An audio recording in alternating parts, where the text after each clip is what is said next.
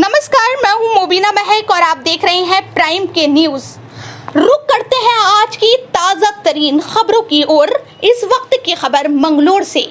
कांग्रेस प्रत्याशी ने viral video को लेकर उठाए सवाल, पुलिस ने मुकदमा किया दर्ज। भाजपा कार्यकर्ताओं के साथ साथ पुलिस कर्मियों की हो रही वायरल वीडियो को लेकर कांग्रेस प्रत्याशी काजी निजामुद्दीन ने निंदा करते हुए कहा कि प्रशासन और सरकार बीजेपी प्रत्याशी करतार सिंह भड़ाना के सामने पूरी तरह से नतमस्तक हो चुकी है।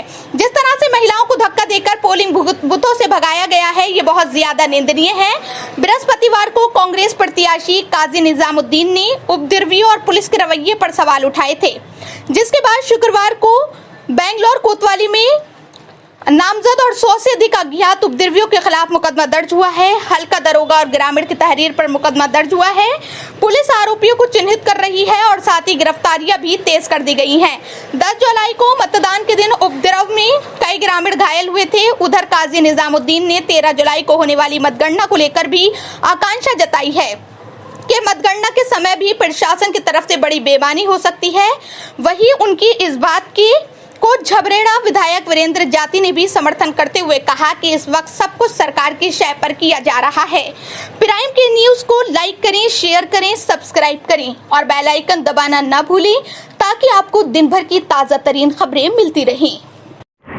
देखिए, इस पर मैं कोई भी टिप्पणी नहीं करना चाहूँगा, लेकिन जैसे उत्तराखंड प्रदेश के लिए, उत्तराखंड के शहीदों के प्रदेश के लिए जैसे कल काला दिन था हमारे प्रदेश के लिए, वैसा मैं मानता हूँ लोकतंत्र की हत्या सरेआम शासन प्रशासन ने की, सरकार ने की।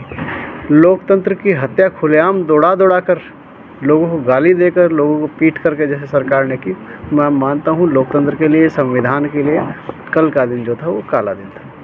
तो क्या कहेंगे, क्या 13 तारीख में भी कोई गड़बड़ की जाएगी? देखिए ये जो सरकार है, ये हर हालत में ये चाहती है कि अपनी पार्टी के अपने कैंडिडेट को जिताया जाए। और अगर वो चाहते हैं कि 13 तारीख में भी हम गड़बड़ी करेंगे, तो मैं आपके माध्यम से जो भी इसमें संलिप्त रहेंगे या संलिप्त हैं, मैं उन सबको चेताना चाहता हूँ कि दुनिया गोल है। आज के समय में जो अधिकारी, जो सरकार इस फसल की बुआई कर रहे हैं, निश्चित रहो जो आज उन्होंने बोया है भविष्य में उनको काटना भी वही पड़ेगा। और देखिए आप कितनी वीडियोस आएंगी, और अभी देखिए कितनी वीडियोस आनी हैं, कितनी चीज़ें पब्लिक डोमेन में आएंगी। अभी तो सारी वीडियोस पहुंच भी नहीं रही हैं, क्योंकि पोलिंग स्टेशन के इर्द गिर्द कर्फ्यू जैसा माहौल पुलिस प्रशासन ने कर रखा था। किसी प्रकार का कोई मोबाइल अलाउड नहीं था। मीडिया कर्मियों को पहले ही वो किसी न किसी तरीके से चलता कर देते थे, धमका कर, चमका कर, बहला कर, फुसला कर, या कुछ भी आने नहीं दिया उनको भी पास। फिर प्राइवेट आदमी के पास मोबाइल नहीं था, तो लेकिन जैसे तैसे किसी न किसी जगह किसी न किसी ने वीडियो बनाई है। तो जो जुल्म, जो ज़्यादती उन्होंने की है, उसको हम देख रहे हैं, पार्टी देख रही है, हमारे साथी समर्थक सभी देख रहे हैं। और हम लोग जहाँ जहाँ जिसका जुल्म ज़्यादती होगी उसके ख़िलाफ़ हम जो भी उपयुक्त कानूनी कार्रवाई होगी हम करेंगे। क्या परसों को जब पोलिंग पे कर सकते हैं तो काउंटिंग पर कौन उनको रोक लेगा? जो रोकने वाले कर रहे थे तो ये क्यों नहीं कर सकते? तो बिल्कुल कर सकते हैं, बिल्कुल। कल को तो मेरी मंगलौर की क्षेत्र की जनता, पूरे ज़िला हरिद्वार और उत्तराखंड के अपने दोस्त साथी सभी से मेरी एक अपील है कि आपने पोलिंग वाले दिन आप लोगों ने जो देखा, सरकारी तंत्र ने कैसे लठ चलाया आम जनता पर, गरीब पर, औरतों पर, और उनको दौड़ा कर गालियां देकर बदतमीज़ियां की, गालियां दी, तो आप लोगों ने देखी। हमारे साथी लोहा लाट दीवार की तरह, लोहे की तरह, मजबूती की तरह कांग्रेस के सारे बब्बर शेर बनकर खड़े रहे। और अब आप लोगों के लिए जो पोलिंग हुआ वो ईवीएम में बंद है।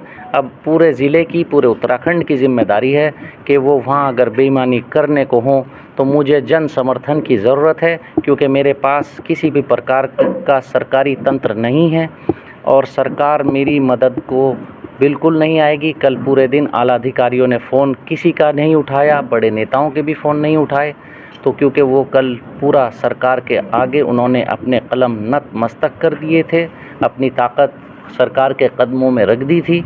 चुनाव आयोग ना होने की बराबर है। तो सिर्फ कल मुझको ऊपर वाले का और आपका सहारा है। अगर जनता की आवाज़ में दम हुआ तो कल को हम ये चुनाव जीत कर बाहर निकलेंगे, वरना ये जब इस भारी लठतंत्र से वोटिंग करा सकते हैं तो ये चुनाव का रिज़ल्ट भी किधर भी घुमा सकते हैं। हमें कल जनता के जन समर्थन की 13 तारीख को काउंटिंग है। जनता के समर्थन की आवश्यकता होगी। अगर जनता साथ होगी तो बेईमानी नहीं कर पाएंगे। इस लठतंत्र के बाद भी हमारे सभी समर्थकों को उम्मीद है कि चुनाव में कोई भी रिज़ल्ट आ सकता है। भयभीत होकर के, जो डर करके, पुलिस की ज्यादती से घबरा करके घरों में चला गया था, उनसे मैं निवेदन करना चाहता था कि आप जाइए पोलिंग बूथ पर, आप अपना मत का उपयोग करिए, जिसको भी आप वोट डाल रहे हैं अपने वोट डालिए। और मुझको 2-2.5 घंटे तक डिटेन किया गया, रोका गया, मुझको जाने नहीं दिया गया। और अब ये जो है, जब